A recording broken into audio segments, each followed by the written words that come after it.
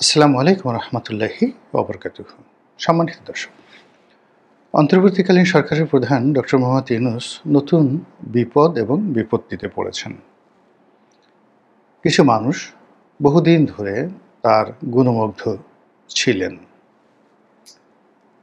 কারণে অকারণে তার প্রশংসা করতেন, কখনো অনাহূত, কখনো অপ্রয়োজনীয় এবং কখনো অতিরঞ্জিত। আর যারা আমরা বাংলাদেশে বসে মূলত ডক্টর মোহাম্মদ ইউনূসের কল্যাণ চাইতাম এবং মৃদু ভাষায় তার কর্মকাণ্ডের সমালোচনা করতাম, ব্যক্তিগতভাবে কখনো ডক্টর মোহাম্মদ ইউনূসকে অসম্মান করে আমাদের এই বাংলাদেশে যারাই আমরা কন্টেন্ট তৈরি করি তারা কিন্তু কখনো কোনো কথা বলিনি। ওনার ব্যক্তিগত চরিত্র, ওনার শিক্ষা দীক্ষা, ওনার বংশমর্যাদা, বিশ্বব্যাপী তার সুনাম এবং সুখ্যাতি, তার সারা জীবনের অর্জন নিয়ে আমি ব্যক্তিগতভাবে কখনো নেতিবাচক মন্তব্য করিনি। যথাসম্ভব বলার চেষ্টা করেছি তিনি যা তাই। তার সঙ্গে আমার একটা ধারাবাহিক সম্পর্ক ছিল সেই 2009 থেকে, as a member of parliament, as a Golam Molla Rony এবং as a doctor Mohammad Yunus. এর মধ্যে যে সম্পর্ক থাকা দরকার সর্বোচ্চ পর্যায়ে, সেই রকম একটা সম্পর্ক ধারাবাহিকভাবে ছিল। এবং সেই সম্পর্কটি কোন পর্যায়ে, ধরুন আমি ডক্টর মোহাম্মদ ইউনূসকে নিয়ে বাংলাদেশ প্রতিদিন, নয়া দিগন্তে আমার যে পোস্ট এডিটোরিয়াল, যেটা উপসম্পাদকীয়, অনেকবার লিখেছি আর টেলিভিশনে বলেছি তো বহুবার। আর সেই লেখাগুলো ওনাকে এতটা টাচ করেছিল যে উনি নিজে কখনো দেশের বাইরে থেকে, কখনো বাংলাদেশে থেকে ওনার যে একান্ত ব্যক্তিগত টেলিফোন, নো ভায়া মিডিয়া, সেই টেলিফোন দিয়ে তিনি টেলিফোন করে ধন্যবাদ জানিয়েছিলেন বহু আগে। সেটা 2010, 11, 12 এই সময়ের কথা বলছি। এরপরে সম্পর্কটা আরও ভালো হয়ে যায় এবং এখন পর্যন্ত সম্পর্ক খারাপ হওয়ার কিচ্ছুই ঘটেনি। This is one. Second thing হলো যে শেখ হাসিনার সঙ্গে তার একটা সমস্যা ছিল, আমি এটা কখনই সমর্থন করিনি। আমি সবসময় ডক্টর মোহাম্মদ ইউনূসের পক্ষে ছিলাম এবং প্রধানমন্ত্রীর সামনে দাঁড়িয়ে তাকে আমি অনুরোধ করেছিলাম যে আপা এই সমস্যাটা সমাধান করে ফেলেন। এবং ওটার উত্তরে প্রধানমন্ত্রী আবার কি বলেছেন সেটাও আবার জাতীয় দৈনিকে, মানে বাংলাদেশ প্রতিদিনের মতো বহুল পঠিত পত্রিকায় বা তৃতীয় মাত্রার মতো অনুষ্ঠানে সেটা বলেছিলাম। যা হোক, উনি যখন ক্ষমতা গ্রহণ করলেন, বাংলাদেশের আরও অনেক মানুষের মতো আমি ভীষণ রকম খুশি হয়েছিলাম। কিন্তু তার উপদেষ্টা মণ্ডলীদের শপথ গ্রহণ এবং তার প্রথম 24 ঘন্টার যে কর্মসূচি, এই জিনিসগুলো দেখে আমার মনে হলো যে তিনি হয়তো ভালো করবেন না। তো তিনি যেন ভালো করতে পারেন সে বিষয়গুলো নিয়ে আমি সবসময় সোচ্চার থাকার চেষ্টা করেছি। কিন্তু ব্যক্তিগতভাবে বাংলাদেশের এই প্রবীণতম মানুষটি, বাংলাদেশে খুব অল্প মানুষ জন্ম নেয় যারা দুনিয়াব্যাপী সুনাম সুখ্যাতি অর্জন করেন। আমাদের বঙ্গবন্ধু, আমাদের ডক্টর মোহাম্মদ ইউনূস, এরকম বাঙালি খুব অল্প আছে। শেরে বাংলা একে ফজলুল হক আমাদের দেশে অনেক বড়, কিংবা মাওলানা আব্দুল হামিদ খান ভাসানী অনেক অনেক বড়, ইভেন হোসেন সৈয়দ সরওয়ার্দী উপমহাদেশের রাজনীতিতে কিংবদন্তি। কিন্তু আপনি যদি গ্লোবালি সারা দুনিয়াতে আজ থেকে আরও 200 বছর পরে অল্প কয়েকজন বাঙালির নাম জানতে চান, তাহলে হয়তো কেউ বলবেন শশাঙ্ক, কেউ বলবেন আলাউদ্দিন হোসেন শাহ, কেউ বলবেন অতীশ দীপঙ্কর, কেউ বলবেন ডক্টর মোহাম্মদ ইউনূস, কেউ বলবেন বঙ্গবন্ধু। কাজেই এই যে মাশরিক থেকে মাগরিব পর্যন্ত যে মানুষটি পরিচিত হয়েছেন আপন কর্তৃত্বে, আপন আলয়ে এবং আপন যোগ্যতা বলে, আমি তাকে সবসময় ওইভাবে মূল্যায়ন করি। এবং তিনি যদি একেবারে জীবনের শেষ প্রান্তে এসে আরও ভুল করেন, তবুও তার এই সম্মান এবং মর্যাদার সম্পর্কে আমি কখনোই কার্পণ্য করব না প্রকাশ করতে, এমনকি ফাঁসির মঞ্চে দাঁড়িয়েও নয়।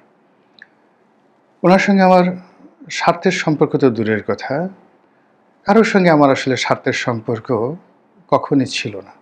শেখ হাসিনার সঙ্গেও না, তারেক রহমান সাহেবের সঙ্গেও না, ডক্টর মোহাম্মদ ইউনূসের সঙ্গেও না। আমি আমার আপন ভুবনে আল্লাহ রাব্বুল আলামিন আমাকে দুটো ডাল ভাত খাওয়ার জন্য যে সঙ্গতি দিয়েছেন এবং নিজের কর্ম দ্বারা কোনো রকম পদ পদবি ছাড়াই সমাজে কাজ করার যে সুযোগ দিয়েছেন, এজন্য আমি আল্লাহর দরবারে শুকরিয়া জানাই। কোনো পরিচয় দরকার নাই, কোনো পদ এবং পদবি দরকার নেই। আর যেহেতু যেটা আমার দরকার নেই, সেটার জন্য কারো পেছনে ছোটারও কখনো প্রয়োজন অনুভব করিনি। আমার জীবনে যে প্রাপ্তিগুলো আমি কাজ করে গিয়েছি, আর সেই প্রাপ্তিগুলো আমার কাছে চলে এসেছে। তো সেই দিক থেকে আমার বন্ধুবান্ধব, আপনজন, শুভানুধ্যায়ী যারা আমার খুব ঘনিষ্ঠজন, যেই মুহূর্তে তারা খুব ভালো পর্যায়ে পৌঁছে গেছেন, অমনি আমি তাদের থেকে দূরে চলে এসেছি স্বেচ্ছায়, যেন তাদের সাথে চলতে গিয়ে আমার মধ্যে কখনো ইনফেরিয়ার কমপ্লেক্স না আসে যে সে কত বড়, আমি কত ছোট। কেউ হয়তো ধন সম্পদে, কেউ হয়তো ক্ষমতায়, কেউ হয়তো জ্ঞান এবং গরিমায় আমার চাইতে অনেক দূর এগিয়ে গিয়েছেন। যখনই তিনি এগিয়ে গিয়েছেন, আমি তাকে সম্মান করে নিজেকে আস্তে গুটিয়ে নিয়ে এসেছি। ছোট্ট একটা উদাহরণ দিই। সেনাপ্রধান জেনারেল নুরুদ্দিন খান যখন সেনাবাহিনী প্রধান, তার সঙ্গে যে কোনোভাবে আমার একটা সম্পর্ক হয়ে যায়। এরপর উনি যখন রিটায়ার্ড করেন, তখন আমার ব্যবসা শুরু এবং উনি আমার ব্যবসার অংশীদার হতে আগ্রহ প্রকাশ করেন এবং আমরা একটা ডিড অফ এগ্রিমেন্ট সাইন করে ওনার সঙ্গে, মানে উনি আমার ওয়ার্কিং পার্টনার হিসেবে কাজ করবেন, আমি ব্যবসা করব। আমার যেখানে যেখানে দরকার উনি টেলিফোন করে দিবেন বা সাহায্য করবেন, এরকম একটা চুক্তিতে ওনার সঙ্গে আমার একটা অংশীদারিত্ব হয়। এটা কয়েক মাস চলল। এর মধ্যে উনি আওয়ামী লীগ জমানাতে মন্ত্রী হয়ে গেলেন। মন্ত্রী হওয়ার সঙ্গে সঙ্গে একদিন পরে আমি তার সঙ্গে দেখা করলাম তার বাসাতে। তিনি তখনও সরকারি বাসায় ওঠেননি। তো আমি গিয়ে বললাম যে, স্যার, এখন আপনি রাষ্ট্রীয় দায়িত্বে নিয়োজিত। আমি আসলে এমন মানুষের সঙ্গে পার্টনারশিপ করতে চাই যারা সত্যিকার অর্থে আমার অংশীদার। তার মধ্যে আমার কোনো ইনফেরিয়ার এবং সুপিরিয়র কমপ্লেক্স থাকবে না। আজ আপনি মন্ত্রী, তাও আবার খনিজ এবং জ্বালানি সম্পদ মন্ত্রী। তো কাজে আমার খুশি হওয়ার কথা, কিন্তু আমি আপনার সঙ্গে এই ব্যবসায়িক সম্পর্কটি ছিন্ন করতে এসেছি। বিশ্বাস করেন, উনি জ্ঞানী মানুষ, বুদ্ধিমান মানুষ, অবাক বিস্ময়ে অন্তত 4-5 মিনিট আমার দিকে তাকিয়েছিলেন। তারপরে বললেন যে, বাবা, তুমি যেভাবে চাইবে ওভাবেই হবে। এরপরে আমাদের মধ্যে সম্পর্ক আছে, কিন্তু সেই ব্যবসায়িক সম্পর্ক নয়। আমি এই ধরনের যে আমার যে যাকে বলে অভিজ্ঞান, এই ধরনের আমার যে রুচিবোধ, আমি জাস্ট একটা উদাহরণ দিলাম। জেনারেল নুরুদ্দিন খান এখনও জীবিত আছেন। এরকম বহু ঘটনা আমার জীবনে ঘটেছে।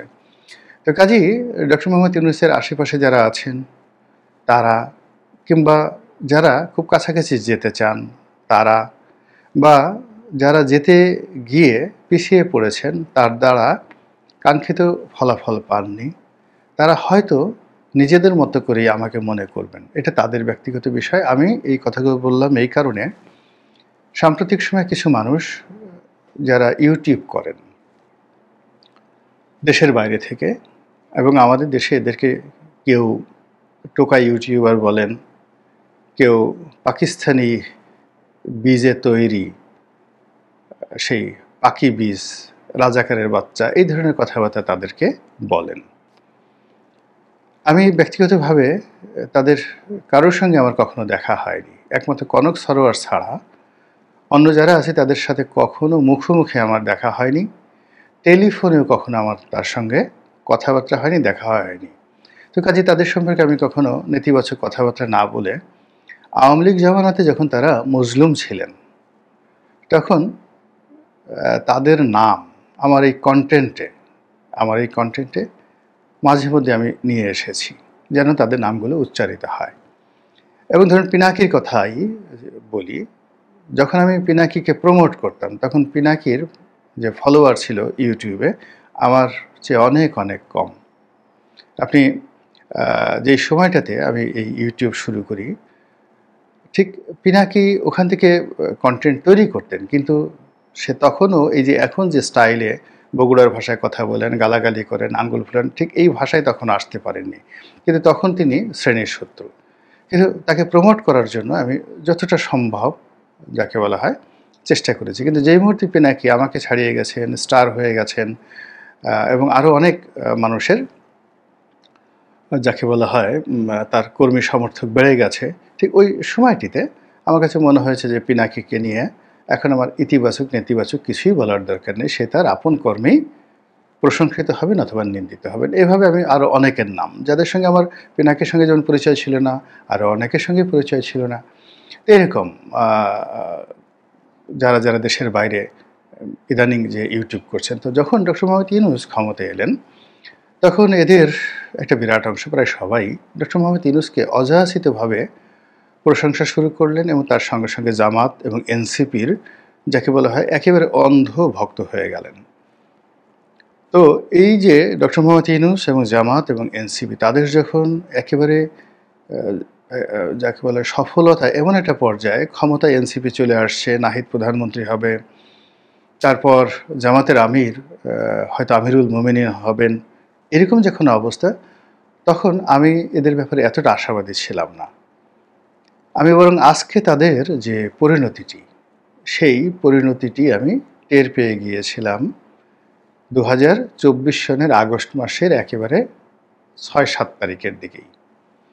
তো ওই সময়টিতে সম্ভবত আগস্ট মাসের 2024 সালের 9 তারিখে জামাতের এক নেতা আমাকে একটা টেলিফোন করলেন। এর কারণ হলো আমি একটা কন্টেন্টে বলেছিলাম যে সামনে জামাতের দিন ভালো আসবে না।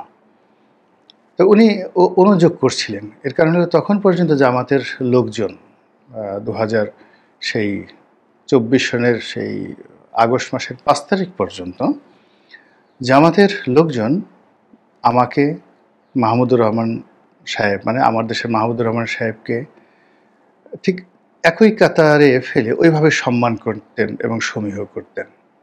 কিন্তু জামাতের যারা মাস পিউপিল, মানে ইয়াং জেনারেশন, মানে যাদের বয়স 30-এর নিচে, তাদের মধ্যে আমার একটা ব্যাপক জনপ্রিয়তা ছিল, গ্রহণযোগ্যতা ছিল, জনপ্রিয়তা ছিল, এবং তারা সবাই মনে করতেন, মনে প্রাণে মনে করতেন যে ওয়ান্স আপন এ টাইম এটা তাদের ব্যক্তিগত বিষয়, হয়তো গোলাম মোল্লা রনি জামাতে চলে আসবেন, এরকম একটা ধারণা ছিল। তো সেই আমি যখন আগস্ট মাসের 5-6 তারিখের দিকে, 7 তারিখের দিকে কিছু কথা বললাম যেটা জামাতের সঙ্গে যায় না বা জামাতের স্বার্থবিরোধী, বা ওই সময় জামাতের যে ভাইব চলছে তার এগেনস্টে, তখন আসলে অনেকে নিতে পারেননি।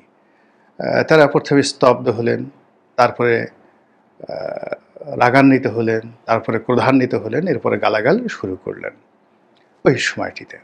তো তখন জামাতের এক নেতা, আমি তাকে চিনি না, তিনি আমার সঙ্গে কথা বললেন এবং আমি যে কথাগুলো আনঅফিসিয়ালি বললাম সেই কথাগুলো তিনি ইন্টারনেটে ছেড়ে দিলেন, অডিও কল, কি সুবহানি না কি যেন নাম, না রহমানি, ওটা ব্যাপক ভাইরাল হয়ে গেল। বিএনপি সম্পর্কে এবং জামাত সম্পর্কে যে কথাগুলো বলেছি যে এদের সম্পর্ক থাকবে না, এদের সাথে শত্রুতা তৈরি হবে, জামাত বিপদে পড়বে, বিএনপি বিপদে পড়বে, তো এই কথাগুলো আসলে 2024 সনের আগস্ট মাসে গ্রহণ করার মতো মানসিকতা আমাদের দেশে ছিল না। এটা আই ওয়াজ সো অ্যাডভান্স। তো যার জন্য ওই সময়টাতে আমাকে গালাগাল শুনতে হয়েছে। আর ওই সময়টাতে যারা এই ইউটিউবার, তাদের তখন সুনাম ছিল, সুখ্যাতি ছিল। মানে Pinaki was just like a most attractive person in the country and respected. মানে তিনি যে গালি দিতেন সেই গালির মধ্যে তার একটা রেসপেক্ট ছিল। অন্য যে ছেলেটির নাম আমি মানে মুখে আনতে চাচ্ছি না, সেই ছেলেটিও কিন্তু অনেকের সহানুভূতি, প্রেম, ভালোবাসা এবং আবেগের একটা, যাকে বলে, মনুমেন্ট ছিল সবার কাছে। এটা বলার মতো নয়। তো এনিওয়ে, কিন্তু যখন এই তারা, অর্থাৎ এই গ্রুপ যখন দেখলো যে আমি এরকম কথাবার্তা বলছি, তখন তারা আর ধৈর্য রাখতে পারলে না। তারা হয়তো নিজেদের বুদ্ধিতে অথবা জামাতের বুদ্ধিতে অথবা অন্য কারো বুদ্ধিতে দেখা গেল যে এর মধ্যে একটা ছেলে খুব আমার সম্পর্কে বাজে কথা বলা শুরু করে দিল। বাজে বলা শুরু করলো একটা বা দুটো। কিন্তু একটা জিনিস তারা বুঝেনি, হয়তো অনভিজ্ঞতার কারণে, যেমন পিনাকি। আমি পিনাকিকে বলি যেহেতু পিনাকি আমি সমবয়সী। তো পিনাকি রাজশাহী বিশ্ববিদ্যালয় থেকে ডাক্তারি পাশ করেছে, ওর একটা লেভেল আছে বুদ্ধির। সে কখনো আমাকে নিয়ে বাজে কথা বলেনি, হয়তো সে অন্য তার যারা লোকজন আছে তাকে দ্বারা বলিয়েছে, আই ডোন্ট নো। কিন্তু পিনাকির যে সফলতা আর আমার যে সফলতা, এটা পিনাকি বুঝতে পারবে না। আমি বাংলাদেশের মাটিতে টিকে আছি। মানে পিনাকি আওয়ামী লীগ বিরোধী যে কর্মকাণ্ডগুলো করেছে, আমি তার সাথে শতগুণ বেশি করে বাংলাদেশে টিকে আছি। আমার অর্থনৈতিক অবস্থা, ব্যবসা বাণিজ্য, তারপর অন্য যা কিছু আছে তার ধারের কাছে পিনাকি আসতে পারিনি কখনো। এটা হলো অবস্থা। রাজনৈতিকভাবে আমি দুটো দলের মনোনয়ন পেয়েছি, সংসদ সদস্য হয়েছি, এবং আমার নির্বাচনী এলাকাতে আমার একটা যে সুনাম সুখ্যাতি হয়েছে, এটা আসলে মানে ওরা যারা আছে ওদেরকে আবার পুনর্জন্ম নিতে হবে তাদেরকে যদি এই জিনিসটা শুরু করতে হয়। তো কাজেই আমি তাদের যে প্রচার বা প্রোপাগান্ডা, সেই প্রচার প্রোপাগান্ডা হয়তো যারা আমজনতা, দুর্নীতিবাজ বা যাদের মিডিয়া নেই তাদের জন্য বিপজ্জনক। কিন্তু এখানে দেখা যাচ্ছে যে আমি একটা যখন ফেসবুকে স্ট্যাটাস দিচ্ছি, বাংলাদেশের সবচেয়ে বহুল প্রচারিত পত্রিকা আমার কোনো কলাম প্রকাশিত হচ্ছে, আমার এই ইউটিউব চ্যানেলে যখন আমি কোনো বক্তব্য দিচ্ছি, প্রায় প্রতিদিন টেলিভিশন টক শোগুলো থাকছে এভরিডে। অর্থাৎ এই আমার জীবনে হাজার হাজার, অন্ততপক্ষে 3 থেকে 4 হাজার টক শো করেছি, এবং প্রতি রাতেই টেলিভিশনের টক শোগুলোতে আমাকে অ্যাটেন্ড করতে হয়। ফলে আপনি ইচ্ছা করলেও আমার বিরুদ্ধে একটা বাজে কথা বলে আপনি সাস্টেন করতে পারবেন না। এটা তারা বুঝতে পারেনি, বিকজ আমি তো মূল স্ট্রিমে আছি, স্রোতের বিরুদ্ধে মূল স্ট্রিমে আছি।